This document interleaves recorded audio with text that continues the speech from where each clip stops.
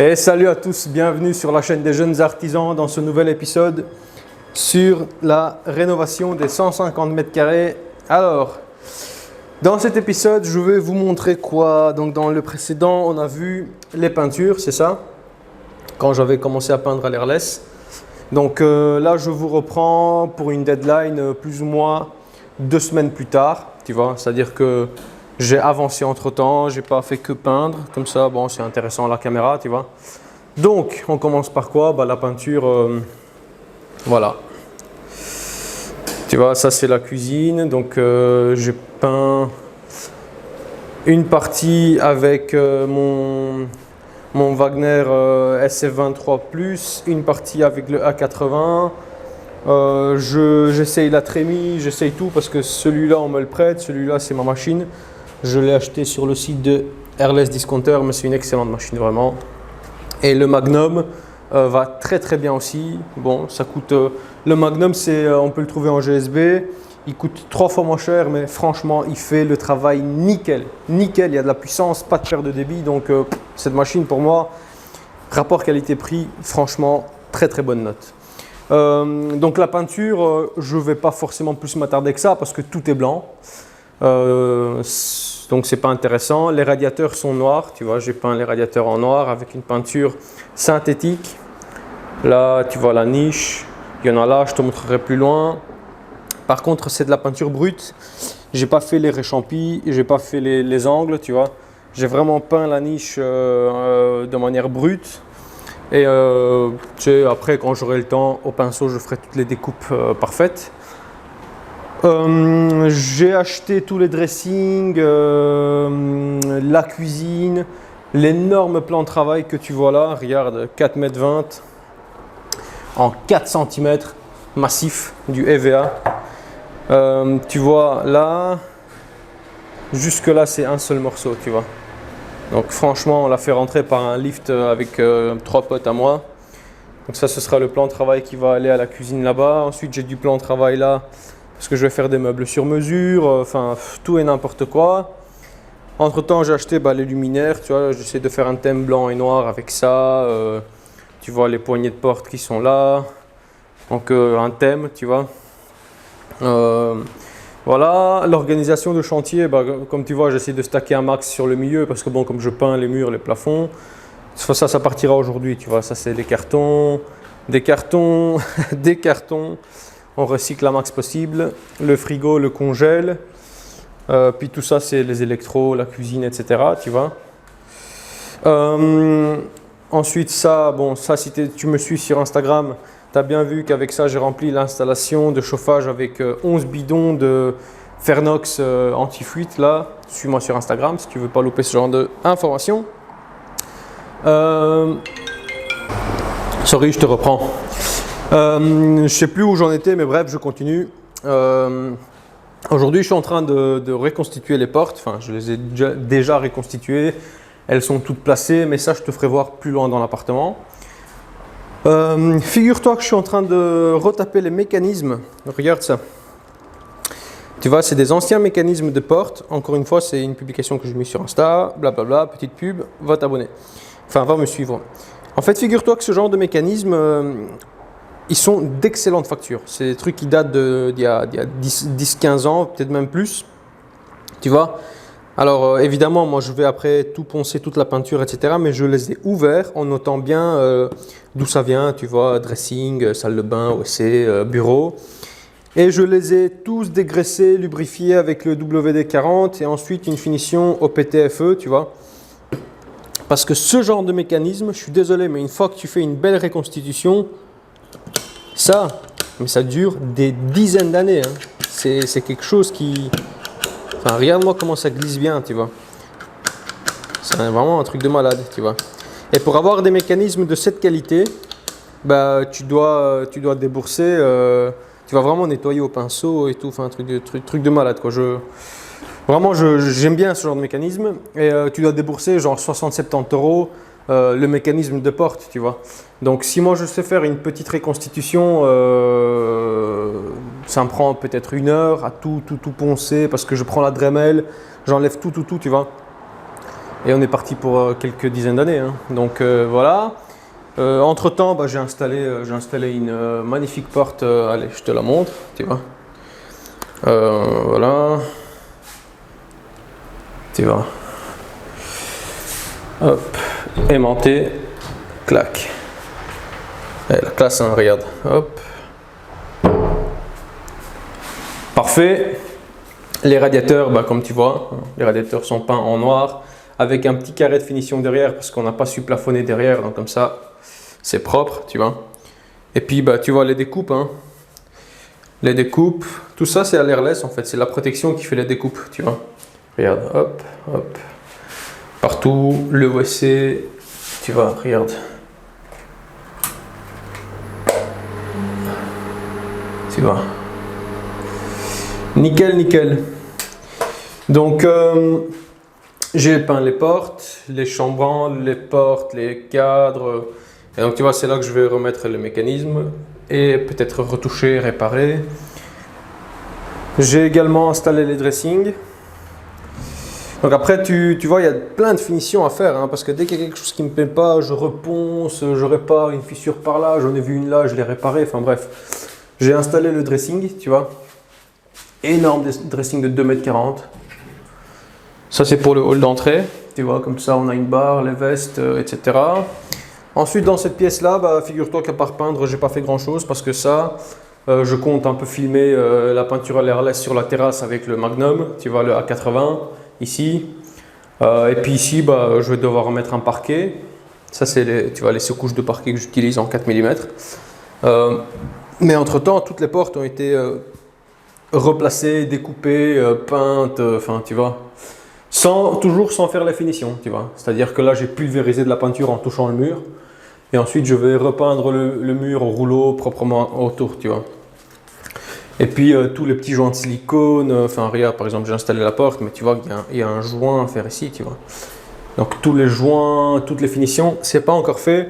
Et d'ailleurs, je vais pas forcément m'attarder 1000 fois sur ça parce que le dernier épisode, ce sera un épisode où je te ferai une belle vidéo avec l'appart fini, bichonné comme j'aime bien, tu vois ce que je veux dire. Voilà, donc à partir de là, j'ai quand même un peu plus avancé. Donc là, j'ai commencé à taper le parquet. Donc j'ai mis le parquet. Toujours bien respecter les dilatations partout. J'ai mis les plaintes, mais c'est du brut, donc c'est sans finition là pour l'instant, tu vois. Voilà à quoi ça ressemble. Tu vois, des petites découpes, hop, clouées, collées. Et puis il y aura tous les élastos à faire, etc. Partout. Voilà, hop. Là, ça commence à ressembler déjà à une pièce relativement finie. Avec les dressings, énormes dressings, mais qui vont toujours bien, tu vois. Hop. Là, 2 tiroirs, une barre.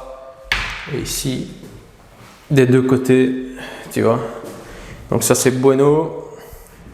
Et puis les appliques noires là, le point lumineux, enfin bref, ça va aller bien. J'ai installé les 3 portes, tu vois. Voilà. Ça, c'est des nouvelles portes. Donc toujours, je t'ai dit, j'ai vu un truc, hop, j'ai réparé, donc je vais devoir peindre. Et voilà, ça c'est les nouvelles portes. Alors ça c'est parce que c'est une mesure qui n'est pas standard. Ici l'ouverture c'était pas vraiment standard, tu vois. Donc j'ai dû un petit peu déplacer, redéfoncer à l'intérieur, donc ça je vais le réparer au double composant. Voilà, ici aussi, tu vois. Hop.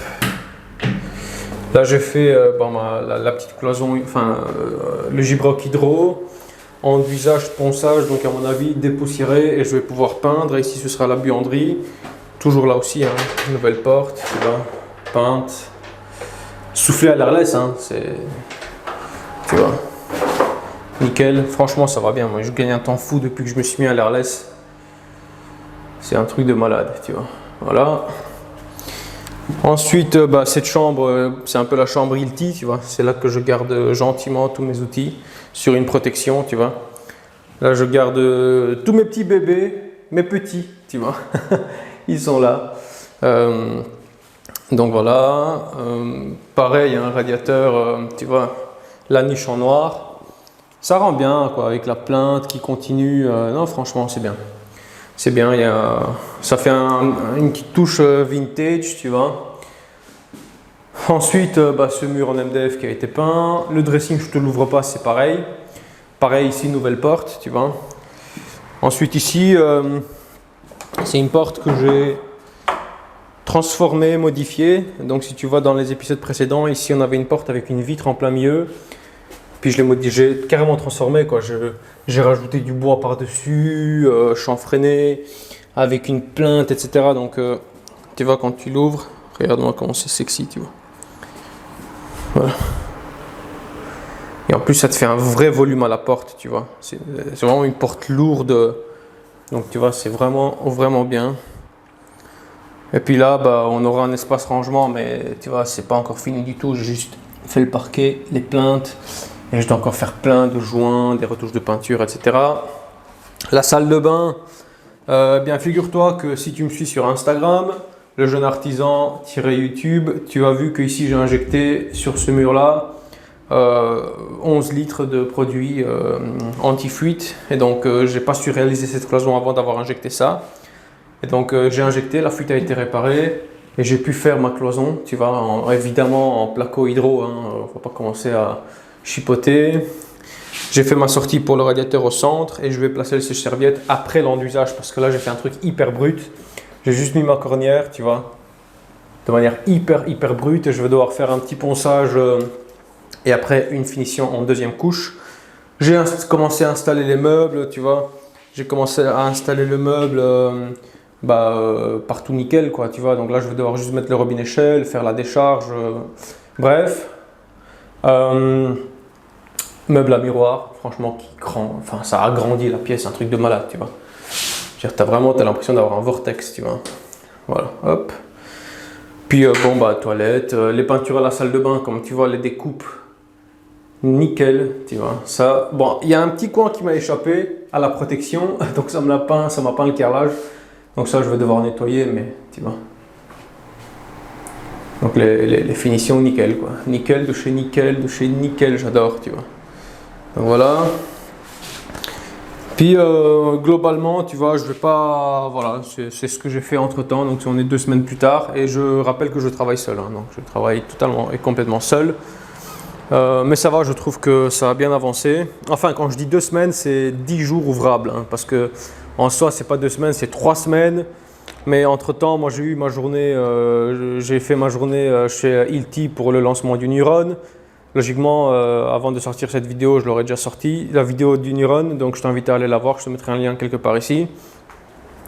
Voilà, pour l'organisation de ce chantier, qu'est-ce que tu veux que je te dise? Moi, c'est un chantier qui me plaît bien. En fait, on est vraiment sur 150 mètres carrés, donc j'ai la place pour m'exprimer, j'ai la place pour mettre mes scies à eau, mes scies à bois, tu vois, faire du stock et travailler vraiment à mon aise. Bon, c'est un peu chiant au niveau parking, mais à part ça, ça va.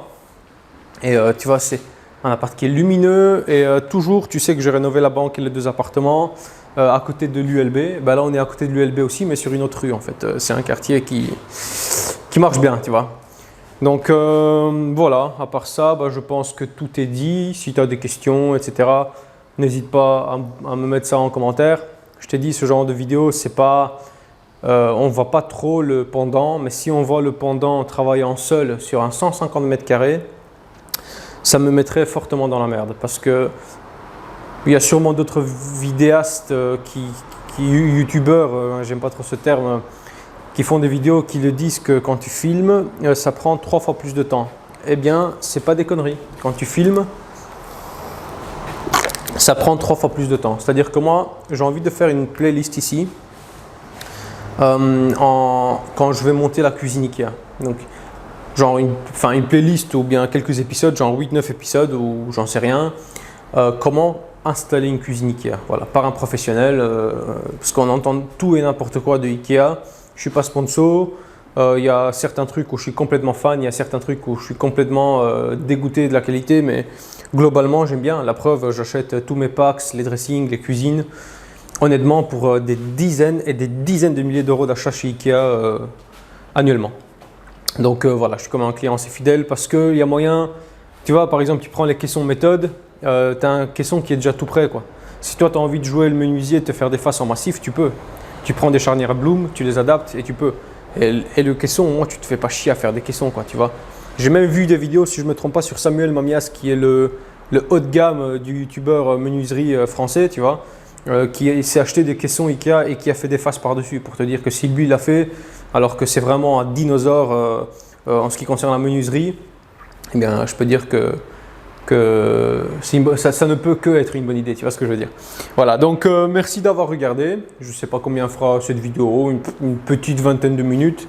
Mais voilà, c'est un partage comme un autre. Et c'est vrai que pour la peinture, c'est vrai qu'on parlait de peinture. Pour la peinture, d'habitude j'utilise la Trimetal Matte Prestige, tu vois.